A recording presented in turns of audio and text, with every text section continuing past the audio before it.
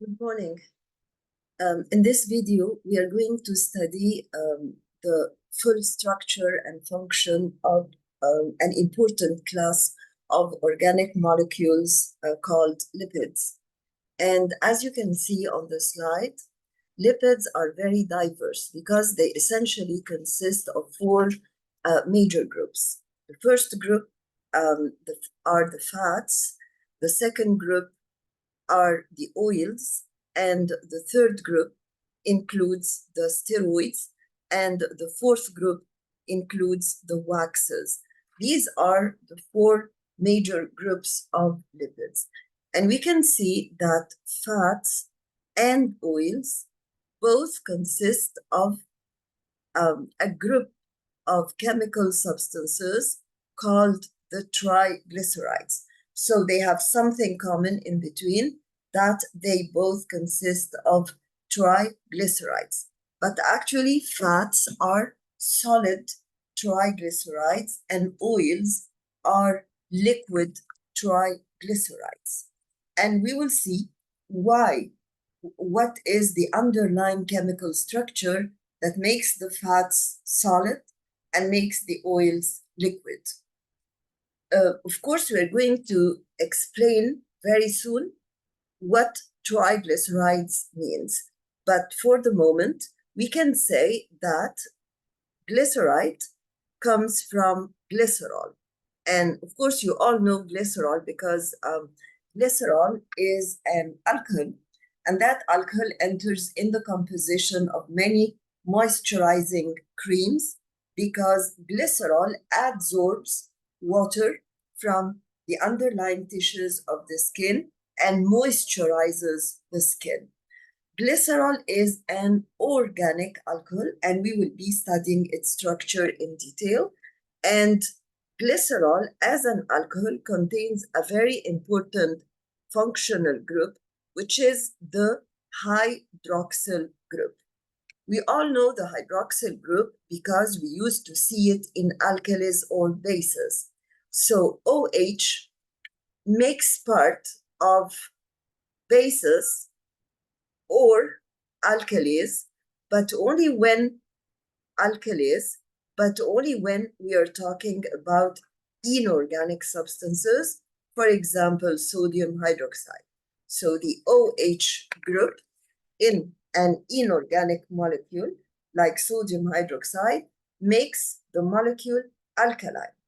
But if you're talking about an organic molecule, then this OH group means that the molecule is an alcohol.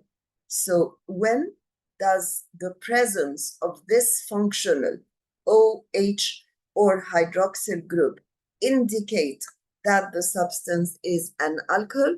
When we are talking about organic substances like glycerol, for example, glycerol. So the best example here of an alcohol, organic alcohol, is glycerol. So it gives basicity or alkalinity when we are talking about an inorganic molecule. This is important, and it gives the properties of an alcohol when we are talking about organic molecule. And needless to repeat, of course, that the OH group is considered a functional group. What is a functional group? A functional group is a group of atoms, of elements that behave the same way in all biochemical reactions. So any inorganic substance that contains OH, whether it is sodium hydroxide, potassium hydroxide, will behave the same way. It will behave as an alkali, and it will donate hydroxyl groups in a solution. And any organic substance that contains OH will behave as an alcohol with all the properties of alcohols, like, for example, formation of an ester linkage with organic acids. What do we mean by a trihydric alcohol? Glycerol does not only contain one hydroxyl group, but glycerol contains the glycerol molecule, as you can see here, for example, this is the glycerol molecule. You can see that, first of all, the carbon skeleton of glycerol consists of 3 carbon atoms, and that it has 3 functional hydroxyl groups. That's why we call glycerol a trihydric alcohol, meaning that it is an organic alcohol that contains 3 hydroxyl groups. And as you can see, the 3 hydroxyl groups are connected to 3 different carbon atoms via single bonds. And this is another important condition for the substance to be considered alcoholic. We have just said that if we have an organic acid, it can bind with the alcohol to form an ester linkage.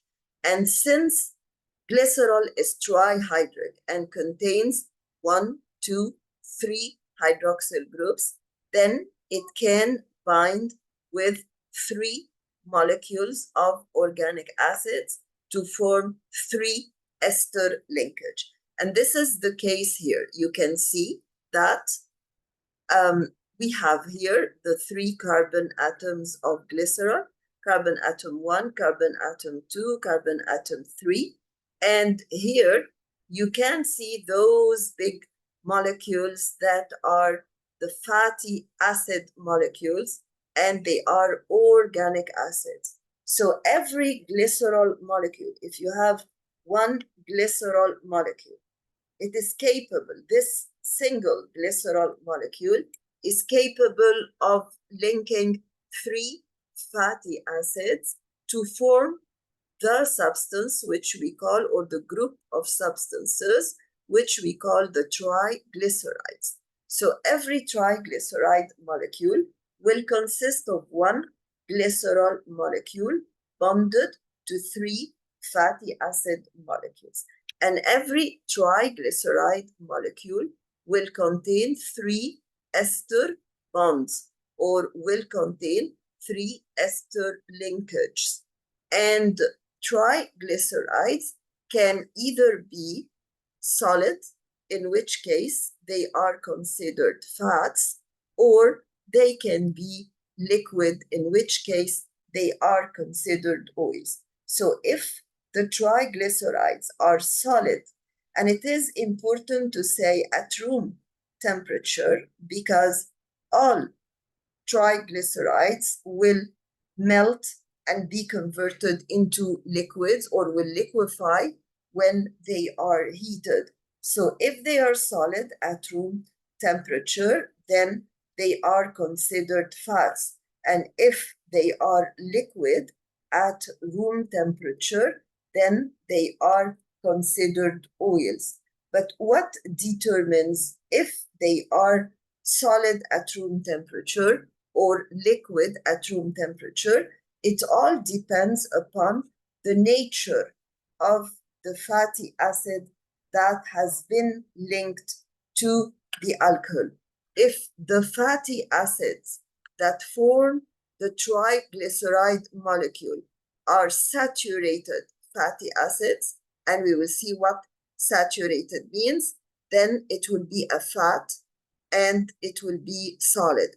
But if the fatty acids that form the structure of the triglyceride are unsaturated, then the triglyceride will be an oil and it will be liquid at room temperature. What is a saturated fatty acid?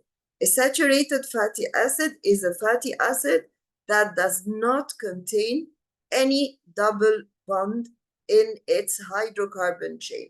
This is the hydrocarbon linear chain that consists only of carbon and hydrogen. You can see here a double bond, but this double bond is part of the functional group that makes it an organic acid, that makes it a fatty acid, and it is a carboxylic group. So what is a carboxylic group? A carboxylic group is a group of atoms that look like this: C double bond O, OH. And of course, because carbon is tetravalent, then we still have one electron that needs to make a covalent bond. So here is the carboxyl group, C double bond OOH. So the presence of the double bond in the carboxylic group does not say that this is an unsaturated fatty acid. No, because what determines is the main body of the molecule, the chain, the hydrocarbon chain itself. But this is a functional group. So the carboxylic group actually is a functional group. And we have said plenty of times that a functional group is a group of atoms that behave the same in all chemical reactions. And if this carboxylic group, C double bond OOH, is present in a substance, then this substance will be an organic acid. So fatty acids are organic acids. Actually, organic acids that contain C double bond OOH or this carboxylic functional group are of two types. They can be fatty acids or amino acids. And amino acids form part of proteins and they should contain nitrogens. So first of all, if you find the carboxylic group at the end of the molecule, then this is the carboxylic group and that molecule is an organic acid. You will then look at the rest of the molecule. If the rest of the molecule contains nitrogen, then this organic acid is an amino acid that will be studied in full detail when we reach the part on proteins. But if it does not contain any nitrogen, then this organic acid is a fatty acid. And then we will see if this fatty acid is saturated, then we are dealing with a fat. If this fatty acid is unsaturated, then we are dealing with an oil. In such a case, we can see in those molecules that this hydrocarbon chain does not contain any double bond, so it is a saturated fatty acid, whereas here we have an unsaturated fatty acid because it contains a double bond. So the upper molecule definitely represents a solid fat or a solid triglyceride, a solid lipid, solid. It represents a solid triglyceride or a fat. And the lower one represents an oil, or it represents a liquid triglyceride. So an oil is a liquid triglyceride, whereas a fat is a solid triglyceride.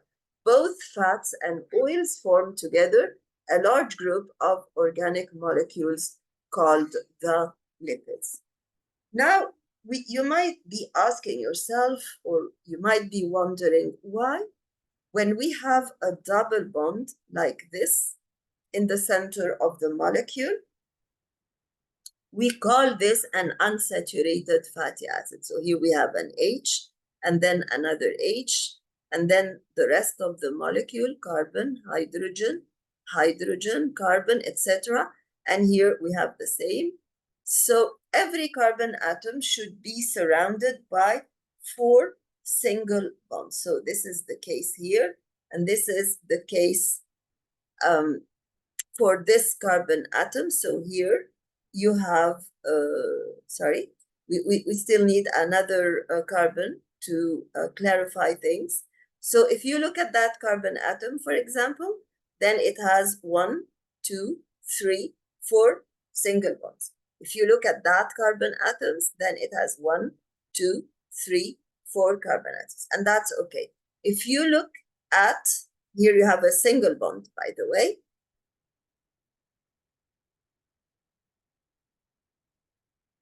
So we should erase this one. We should erase this one. If you look at the carbon atoms in the center that have,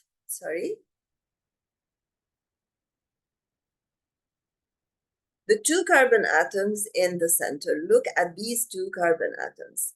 we have a single bond, another single bond, this makes 2, and then we have a double bond here, so we have 4 bonds. So this carbon atom is stable, and that's okay.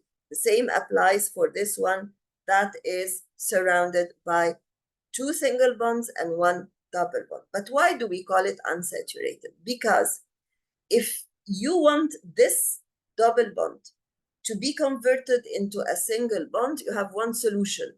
You have to compensate for the loss of the shared electrons. So here is the place of the double bond, or the site of the double bond. So here you have the rest of the elements that are united. If you break this bond, then you have to compensate it and or to make up for this by adding 2 hydrogen atoms. Now you can say that the carbon atoms, or that the molecule, is saturated. Saturated means that it has no double bonds. And why doesn't it have double bonds? Because it doesn't have any double bonds, because we have removed 1 pair of electrons and we have substituted them by 2 hydrogen atoms. So when we say saturated, we mean saturated with hydrogen. So you remove the double bonds and you replace them by new bonds with 2 hydrogen atoms. Coming back to the triglyceride molecule, it's easy, of course, to deduce that this is a glycerol molecule, and that these are the original, these are 3 ester bonds. So the ester bond is an O bond. It looks like a glycosidic linkage, but in the glycosidic linkage, we had an O, and then on one side, we had a monosaccharide, and on the other side, we had another monosaccharide. This was a glycosidic linkage. Here, we still have an oxygen, but on one side, we have a fatty acid, and on the other side, we have an alcohol. So it's no more a glycosidic linkage, but it is an ester linkage. And just like the glycosidic linkage was made by condensation, by dehydration, by removal of water, the same applies here. Because what is this? This is the remainder of the carboxylic group. This was a full carboxylic group, C, double bond O, and here we used to have an OH. And what is this? These are the remains of the hydroxyl group, because we used to have another hydrogen here. So what happened exactly? That we removed an OH and we removed an H, meaning that we removed H2O, and that's why the C double bond O and the O were forced to make a bond together, and that is the ester bond. So again, the formation of an ester is through a reaction between, of course, the ester, the whole compound, the triglycerides as a whole, the triglyceride molecule as a whole is called an ester, and the ester comes from the binding between an organic alcohol, even if it's a monohydric alcohol or dihydric alcohol or a trihydric alcohol, like in the case of glycerol, an organic alcohol plus an organic acid plus an organic acid. But in order for them to react together and give an ester, you should dehydrate, you should remove a molecule of water. Of course, the reverse is true. Just like in case of the disaccharides, we broke them down into monosaccharides again by the reverse of dehydration synthesis, by addition of water or hydrolysis. Similarly here, if you re-add the hydrogen here and you re-add the OH here, then this will become C double bond OOH, which is the carboxylic group, and this will become OH, which is the hydroxyl group. and the bond will break because the alkyl and the acid no more need to bind to each other. But in order to break down the triglyceride molecule fully, you have to break down the 3 ester bonds. And in order to break down these 3 ester bonds, actually the ester bond is this one, oxygen with a single bond on each side. Then you have to hydrolyze. You have to have a reaction of hydrolysis, and you're gonna require 3 molecules of water in order to hydrolyze or break down the 3 ester linkage. Coming back to the types of lipids, we have covered the fats, we have covered the oils. We have mentioned that the triglycerides consist of glycerol and fatty acids, that glycerol is a trihydric alcohol. And here you have a very important definition of an alcohol. It is an organic molecule. It should be organic. It carries at least 1 hydroxyl group. And that hydroxyl group, as I told you before, should be bonded to a saturated carbon atom, meaning that you have an OH that is bonded to a carbon, and that carbon should have all around single bonds. This is what we call a saturated carbon atom, a carbon atom that has single bonds all around. We've also said that the triglyceride molecules are made of 1 glycerol molecule. Every triglyceride molecule is made up of 1 glycerol molecule and 3 fatty acid molecules, and that the fatty acids are essentially carboxylic acids because they contain a carboxylic group at the end, and that carboxylic group is bonded to a hydrocarbon chain. A hydrocarbon chain is a chain that is made of only hydrogen and carbon, and you will see this on the next slide. A chain that is made only of hydrogen and carbon, and it should be an aliphatic chain. An aliphatic chain is an open chain. What do we mean by an open chain? By an open chain, we mean that it does not form a ring, that it's not cyclic. An aliphatic chain is a linear chain. An aliphatic chain in organic molecules is a linear chain. That linear chain, that long linear aliphatic hydrocarbon chain might be made up of saturated fatty acids or unsaturated. It might be saturated or unsaturated. It might be branched or non-branched, and this is very important because we will see, for example, in amino acids, in polypeptides, that we do not have branches. So whereas a hydrocarbon chain can be branched or non-branched, saturated or non-saturated. And here we are. These are the hydrocarbons.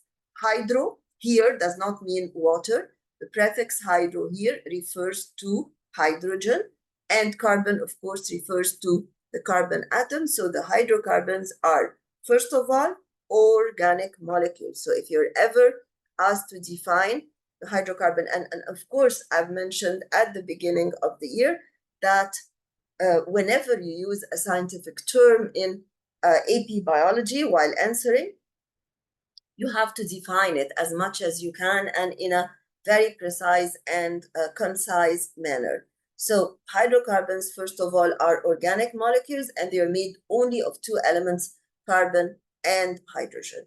The carbons will join together to form the framework. We sometimes call this framework the carbon skeleton. So what is the carbon skeleton? The carbon skeleton consists of carbon atoms that join together in a particular manner to form the framework of the molecule or the shape of the molecule, and the hydrogen atoms will then attach to them to give different configurations. And this is what we said at the beginning, that carbon is a very important element of life because it enters in the formation of organic molecules, and it is capable of, the carbon atoms are capable of attaching to each other in different shapes or different arrangements different configurations, different patterns, different framework shapes. And this is what we call the carbon skeleton. And then hydrogen atoms and other functional groups can add to them. For example, here we can see that the carbon atoms form together single bonds, and this is an aliphatic hydrocarbon because it is linear. This is also an aliphatic hydrocarbon, and this is a third aliphatic hydrocarbon. In all the three aliphatic hydrocarbons, you can see that we have two carbon atoms. But in the first one, or in the first group, the names here are not names of individual molecules, but they are rather groups of molecules. So when you have an alkane, then you have an aliphatic carbon atom. It might contain 2 carbon atoms or 3 or 4. So according to the carbon atom number, you will define the identity of the alkane. But in general, the alkane is an aliphatic hydrocarbon where you don't have double bonds. So if that alkane contains 2 carbon atoms, then definitely it should look like this. Should look like this because you have to saturate the carbon atoms with hydrogen. So an alkane is aliphatic, and an alkane does not contain any double bonds. But if you have an alkene, what's the difference between an alkene that has 2 carbon atoms and an alkane that has 2 carbon atoms? Here, in alkenes, you have double bonds between, or a double bond between the 2 carbon atoms. And therefore, you needn't have 6 carbon atoms in the molecule. You just have 2 hydrogen atoms in the molecule. So the chemical formula of the alkane will have 2 hydrogen atoms more than the chemical formula of the alkene, although of the alkene having the same number of carbon atoms. So here, the chemical formula will be C2H6, but here the formula will be C2H4, having 2 carbon atoms less. And if you have an alkyne with a Y, then this means having 2 carbon atoms, then this means that you have a triple bond, and in such a way, you will have the least number of carbon atoms, which is C2H2. So if I tell you that I have an organic molecule, an aliphatic organic molecule that contains 2 carbon atoms, and that is an alkane, then you should know that an alkane does not contain double bonds. So you will draw the 2 carbon atoms. You will draw the 2 carbon atoms and then draw a single bond between the 2 carbon atoms and finish the structure with hydrogen atoms. But if I ask you to draw the chemical structure of an alkene having 2 carbon atoms, then you should know that you have to start by putting a double bond between the 2 carbon atoms. In case of an alkyne, you will have 3 double bonds. Of course, we will never ask you to differentiate between them, but this will help you later on in the college, inshallah. Like, sometimes sometimes hydrocarbons are not aliphatic, but they are aromatic, meaning that they form rings like this. Here again, this is we have said all this about triglycerides, and here you can see the alcoholic group and the carboxylic group, and how we can take OH from the alcohol and H from the fatty acid, or OH from the fatty acid and H from the alcohol. At the end of the day, we remove 3 molecules of water to help glycerol and fatty acids be converted into triglycerides. And if we want to go back and help the triglyceride molecules to break down into fatty acids and glycerol, then we do the opposite reaction, which is hydrolysis, and we add 3 molecules of water. We have talked a lot about saturated and unsaturated fatty acids, and now we're going to define first a fatty acid and then differentiate or compare and contrast between saturated and non-saturated ones. So a fatty acid is actually a hydrocarbon chain. And we all know now what a hydrocarbon chain is. And that hydrocarbon chain contains a carboxylic group C. We've just said that a carboxylic group is a C double bond OH at one end. But the fatty acid itself, the hydrocarbon chain itself, can be saturated or non-saturated. Of course, the saturated fatty acids, as we said before, are solid in nature at room temperature, and this is what we call fat. Unsaturated fatty acids are liquid at room temperature, and this is what we call oil. Usually, saturated fatty acids are of animal origin. They're solid at room temperature. They are linked to heart diseases when ingested in large quantities, because this fat will deposit in the inner wall of the blood vessels, like the coronary arteries, plug them or clog them, prevent blood from reaching the myocardium of the heart, and therefore the heart muscles would die. They contain only single bonds, as we said, and they're solid fats like butter. Unsaturated fat are usually oils. They are extracted from plants. They are liquid at room temperature. They are healthier, and they, since they are unsaturated, they have at least one double bond between their carbon atoms, and this double bond has been formed by removal of hydrogen atoms, and therefore they have fewer hydrogen atoms. We have said the opposite. We have said the saturation. So if you have C double bond C like this, you can, this is an unsaturated fatty acid because it contains a double bond. So if you add two hydrogen atoms, then you convert it from an unsaturated fatty acid into a saturated fatty acid by adding hydrogen atoms.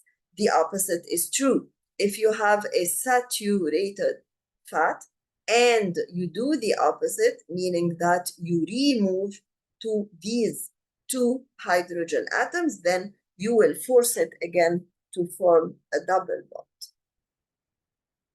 It's important to understand that the presence of the double bond, as we said before, the double bond is rigid, and therefore it makes the molecule kinked, and you cannot change because the double bond is rather fixed. So when you have different unsaturated fatty acids in a container that are superimposed on each other and that are kinked, then this does not help them to get close to each other. So the intermolecular spaces between them will be wide.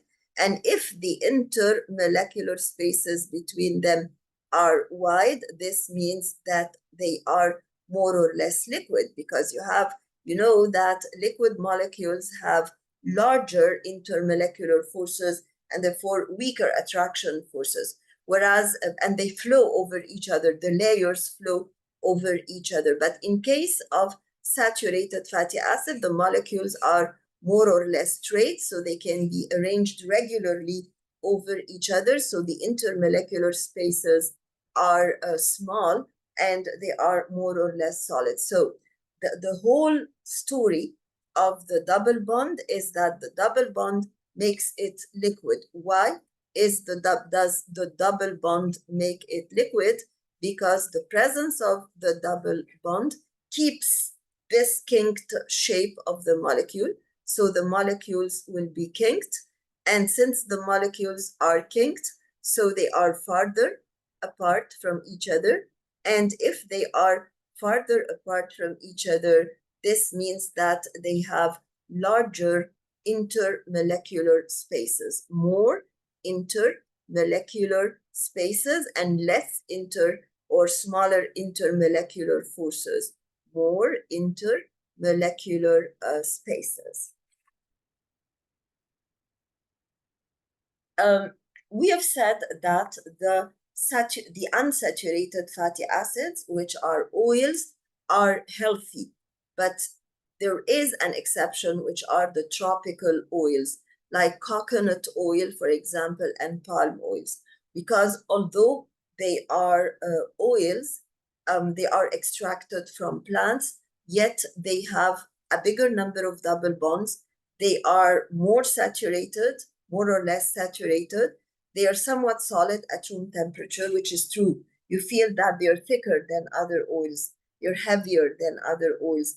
They are midway between very liquid oils and very solid fats, and they are unhealthy because these are oils that contain double bonds. So they look like fat, like butter and ghee, for example, and therefore they deposit in the walls of the blood vessels. Sometimes we have industries, and this is very important to note, that we usually say that oils, like for example, sunflower oil might be healthy because they are unsaturated. But sometimes we take that oil that is unsaturated and we saturate it by adding hydrogen. So it becomes like what we call in Arabic artificial butter or artificial ghee. So it solidifies. Why do they make this? They make this because people in Oriental countries love to cook with butter rather than cooking with oil, and therefore we convert liquid oil into butter by hydrogenating it, by converting the fatty acids from unsaturated to saturated, so they solidify, and we sell them in tins and metallic cans as ghee, and they put flavors that are similar to the animal butter. And these are extremely dangerous. The most dangerous thing to health is the hydrogenated plant oils. So the best is to use plant oils that are unhydrogenated. Then comes the natural animal butter. And then the most dangerous are the hydrogenated plant oils.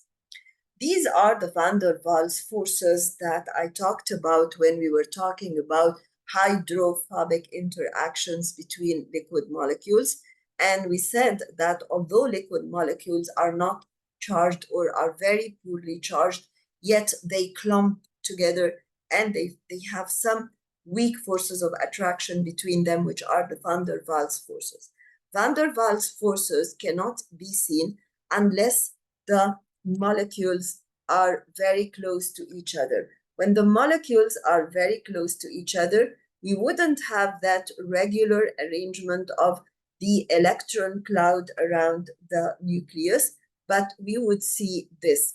We would see that if the distance between the two atoms is 5 nanometers or less, 5 nanometers is 5 times 10 to the power 9 of a meter, we will find that there would be some attraction force between the electrons of atom A and the nucleus of atom B, whereas, we will find that the electrons will be pulled this way, and we will have a dipole interaction, meaning that this atom will have a partially positive end, that of the nucleus, and a partially negative end, that of the electrons that have been attracted to one side of the atom and that are now no more regularly distributed around the nucleus. Similarly here, we have the nucleus or the partially positive end, and here we have the partially negative end. The last group of lipids are the steroid hormones, and as you can see, and as we said in the introduction about lipids, the steroids are cyclic and they contain of 4 fused rings. So the main structure of the steroids is that they are formed of 4 rings that are fused together. And we have a 4th group of lipids, which are the waxes. We all know wax, of course. The waxes, on the other hand, are linear. and the waxes are esters like the triglycerides, but the difference is that they are esters of alcohols other than glycerol. How do they differ from glycerol? They are long chain alcohols. Glycerol consisted of only 3 carbon atoms, but the alcohols that enter in the formation of waxes are formed of 12 to 32 carbon atoms. And these alcohols are monohydric. They contain only one hydroxyl group, so they are bonded to only one fatty acid. So the major difference between waxes and oils is that the alcohol in waxes is not glycerol. The alcohol, like in oils and fats, the alcohol in waxes is an aliphatic linear alcohol that consists of a number of carbon atoms ranging between 12 and 32 carbon atoms. So they are very long molecules. The other difference is that we don't have a triglyceride. We don't have 3 fatty acid molecules. So they are not considered, of course, triglycerides. They are not tri because they contain only one one fatty acid molecule, and they're not glycerides because the alcohol is not glycerol. If we move on to see the steroid hormones, how they look like, this is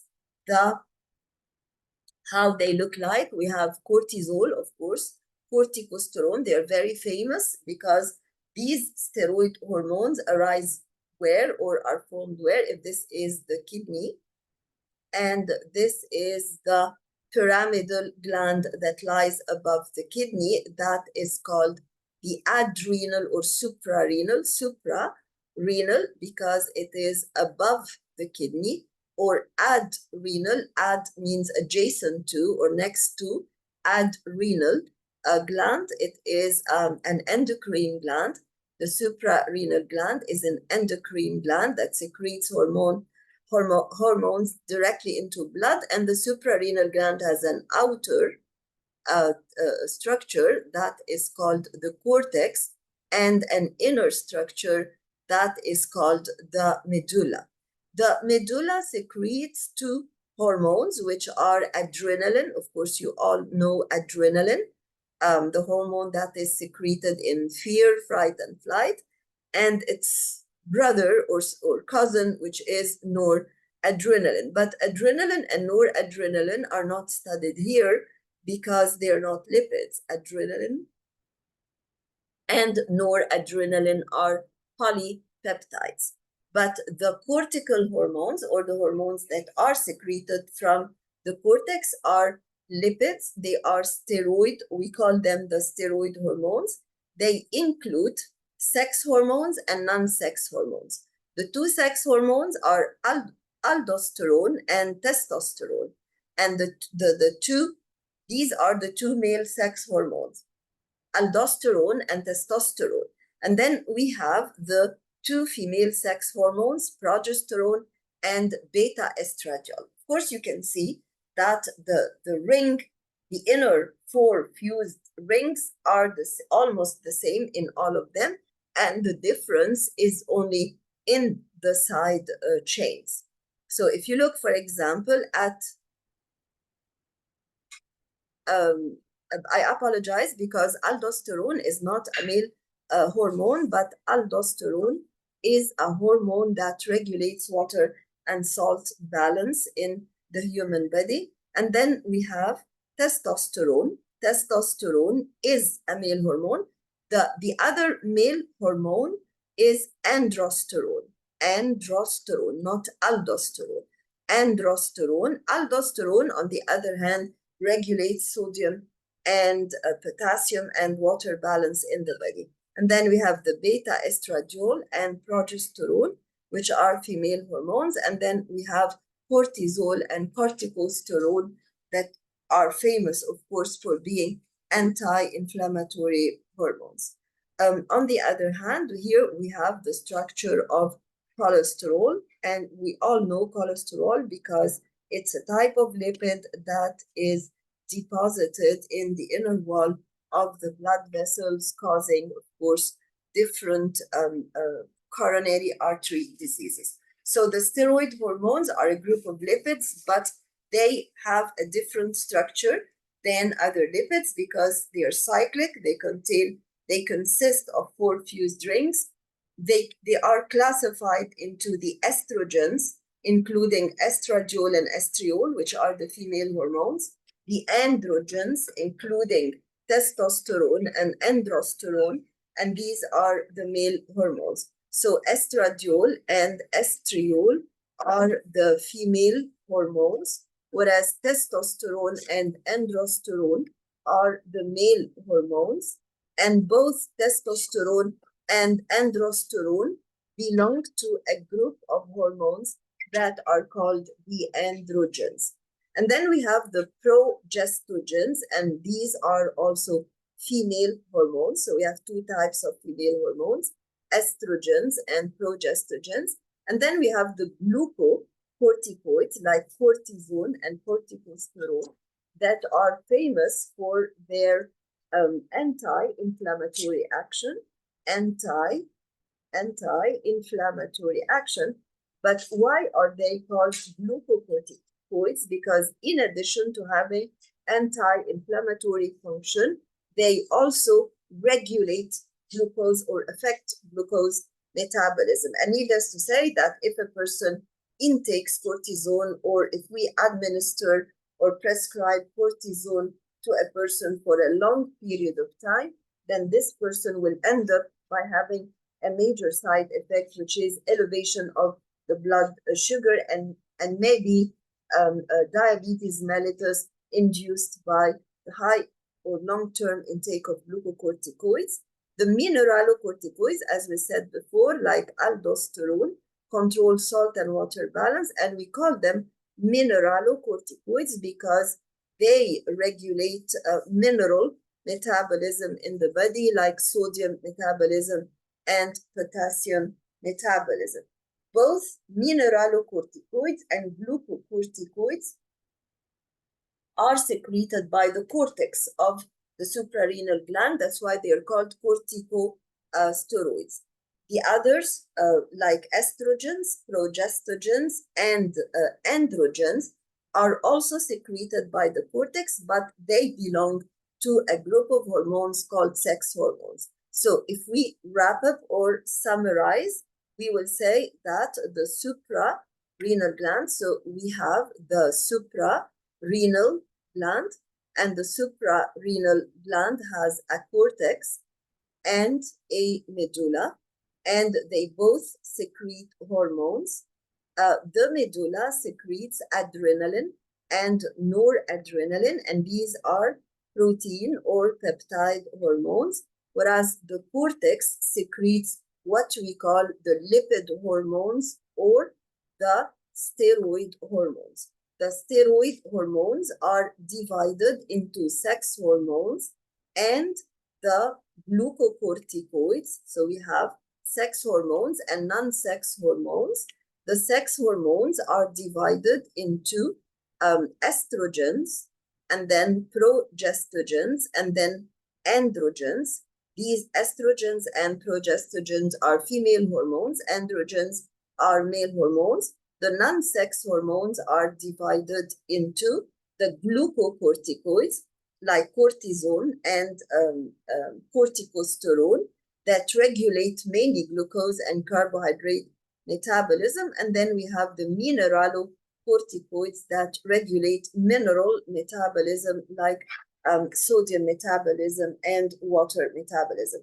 Cholesterol is considered by some references as a hormone, but it is actually the main importance of cholesterol, other than the clinical importance of being the cause of coronary artery disease, but it is also a precursor of some sex hormones, like, for example, testosterone, because there is a similarity in structure between cholesterol and testosterone. Now, the functions of the lipids will be discussed in the following video. In the following video, we will be discussing the functions of lipids, the phospholipids, And while discussing the phospholipid, the phospholipids, we will see how cholesterol is important in the building up of the cell membrane. So cholesterol has, not only does cholesterol have disadvantages, but it also have advantages because it helps the structure of the cell membrane, and it minimizes the fluidity of the cell membrane. And this is what we'll be discussing in the next video. Thank you.